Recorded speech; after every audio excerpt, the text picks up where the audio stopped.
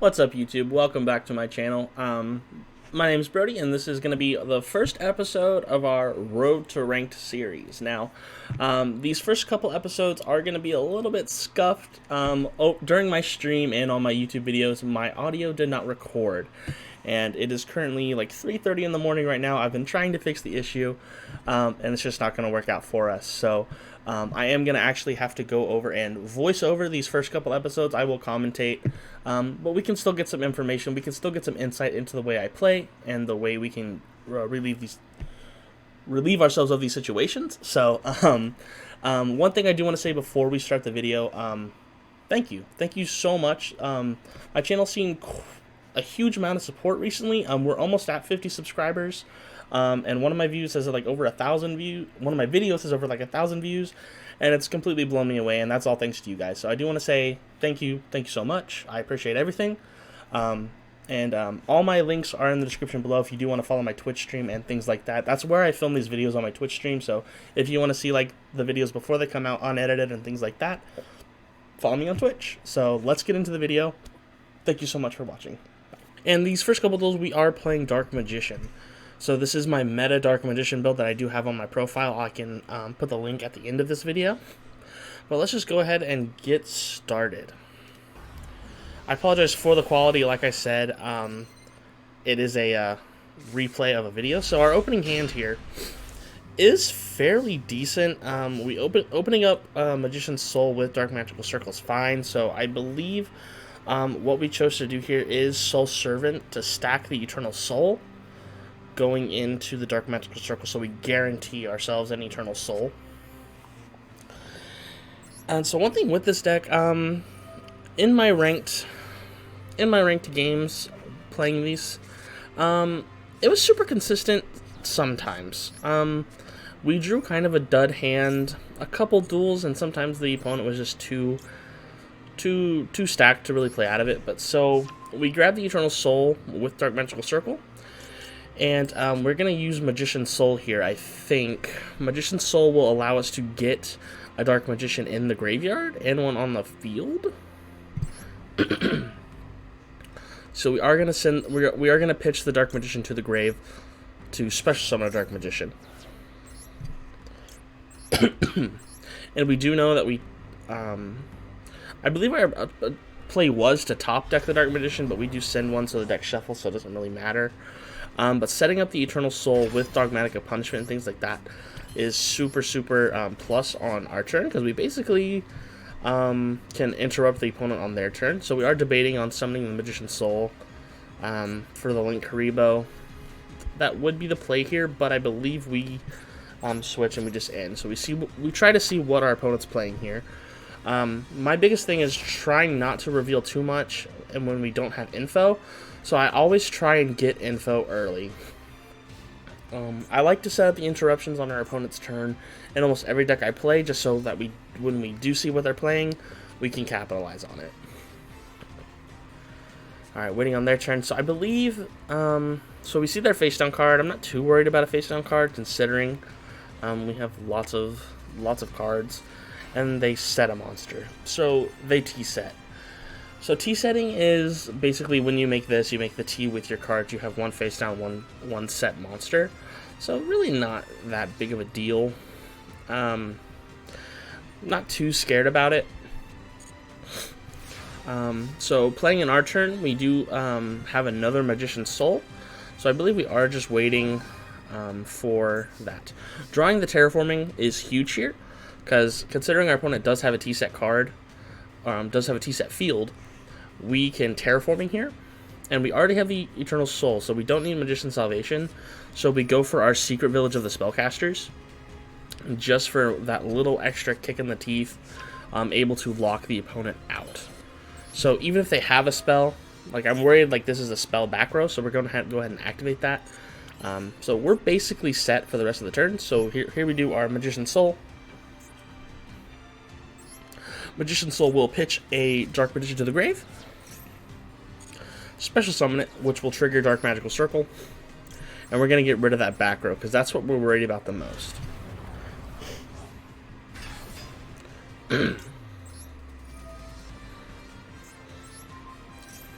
Alright, and then we get information on their back row, Shield Crush. Once we see the Shield Crush, it's a little unfortunate because Shield Crush isn't a very meta relevant card, so we can kind of gather that our opponent here doesn't have that good of a deck. And then he flips the Shield Wing. Shield Wing by no means is a bad card, but this is a card from the structure decks that the game gives you for free in the very beginning, so we are kind of leaning in the way of having... We kind of have this one in the bag, I feel. Waiting on Soul Storm, but we do end our turn just to see what they have, and we're kind of gearing up. We kind of have a play. The Secret Village does lock out our opponent by a ton, so it is a little unfortunate that we're playing against this kind of deck. By no means is this a bad player. It's just in these lower ranks you do run into some who we are blessed with having the knowledge of a just the experience of the game that we have. So we top deck the Raigeki. Top decking the Raigeki is a huge game winner. And so we Soul Servant and we pull the Secrets of Dark Magic. So right there, that is Heart of the Cards. Yugi is calling down on us. We are the Pharaoh. We have it. That is a top deck to end all top decks. So we activate the Raigeki. Raigeki here, open field, we have 5,000 on the board, so we go for the attack, 2,500. We go for the second attack, that's another 25. And then here, we Secrets of Dark Magic. We fuse our 2 Dark Magicians into the Dark Magicians, which is 2,800.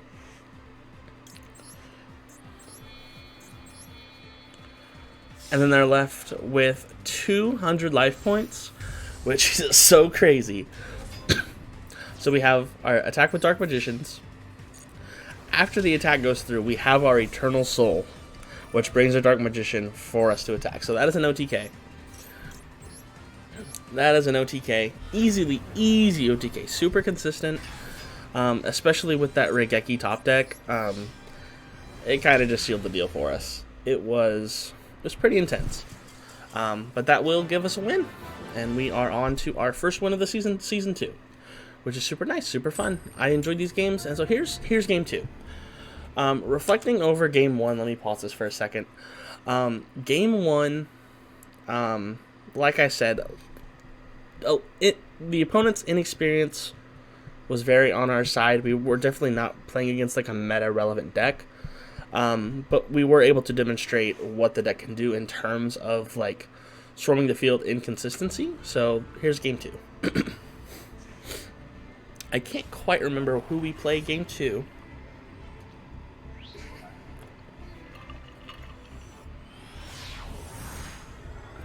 Oh my gosh, I've been talking all day trying to fix these videos. So here we go. Okay, our opening hand here, we're hovering over Ecclesia. Ecclesia is a good card to have, just considering, so we don't have Dark Magical Circle, and we don't have Eternal Soul. However, we have the Salvation and the Rod, which will give us our set field. So I believe what we try and go for, there's 2 ways we could play this hand. Is we can go Dogmatica heavy and just play Super Stun, or we can go for the Dark Magician plays.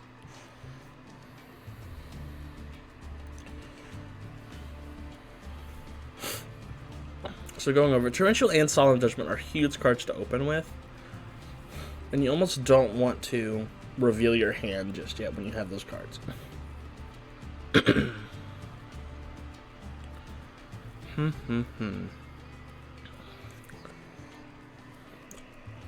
That Dogmatic Ecclesia, I pulled it. That's the prettiest card I own in this game. That card is banging. Oh my gosh. That card made me fall in love with the Dogmatica cards. So the reason Dogmatica Ecclesia is so good is she searches for Dogmatica, any Dogmatica card. So we do run Fleur-de-Lis and we do run Dogmatica Punishment, which is the trap card. And when she's normally special summoned, you can add one of those cards. And then having a Dogmatica Punishment, you can ditch like a Titanic Clad and then grab another Ecclesia. So it's a engine that refills itself. It's super consistent. I love it. I've been running it in almost every one of my decks, just because I'm in love with this engine for now. Waiting on our opponent to play. So like I said, we're just trying to gather information. Information can win you games. Like, as soon as you see what they play, we can win games. And our hand does stop them. I would have wished we were going first with this hand, but it's not the worst thing. So we are playing Dragon Maids. This is actually my first time playing against Dragon Maids. I don't know exactly what they do, but I do know they're one fusion monster, Shay. I don't know. The 3500 dragon attack. I know it is an Omni Negate, so I was worried about them getting the Omni Negate.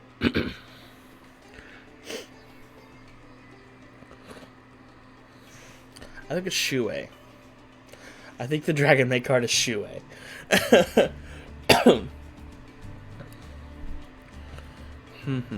So they are thinking quite a bit. But that is the thing with this game. I don't know if they're thinking or if the connection is bad. But it does give a lot of time to talk. Unfortunately, the game doesn't load, so I'm not able to see the cards there. And it's a little frustrating sometimes.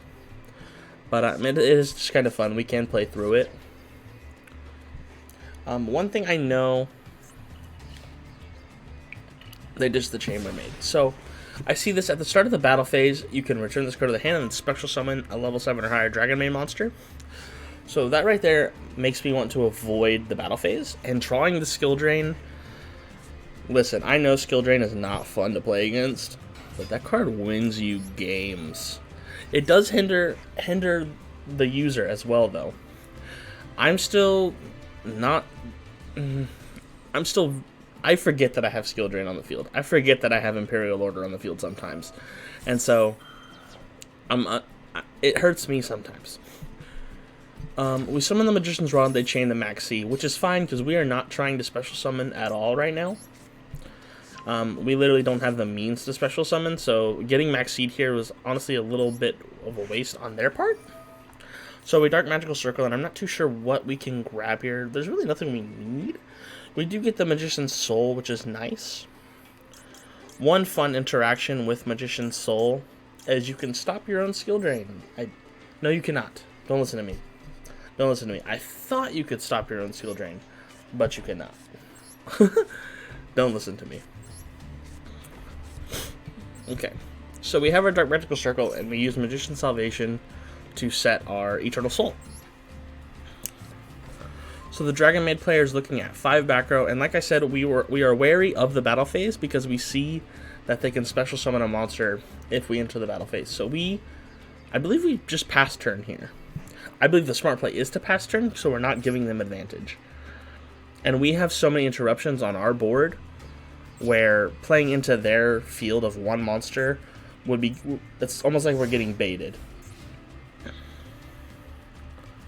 And we do not want to be baited. So that's a thing of just like reading the card hurts you. If you don't read the card, you get hurt here. So just having that information. So I look at Chamber Dragon Maid, and I know Dragon Maid Chamber adds a Spell or Trap card from the deck to the hand. And I remember seeing Dragon Maid Changeover. I believe that's their like starter, like best spell in the deck. And so I remember Changeover, so I said, no Changeover. I don't want Changeover to come out because I know you'll go plus if you have that. So I do activate the skill drain here. I do activate the skill drain here, so they're sitting on their monsters. And so playing through that, they're not able to do much here. I'm aware that they're not able to do much here. So skill drain is a powerhouse of a card.